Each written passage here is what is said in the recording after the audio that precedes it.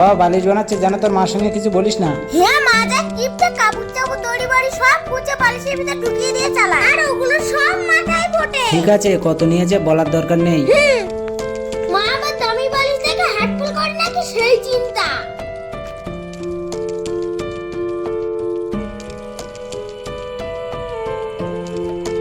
সংসারে বড্ড অভাব, সেই জন্য তো পাশের বাড়ি থেকে বাধ্য বা কিছু কাপড় চোপড় এনে এই কুচে বালিশ বানাবো।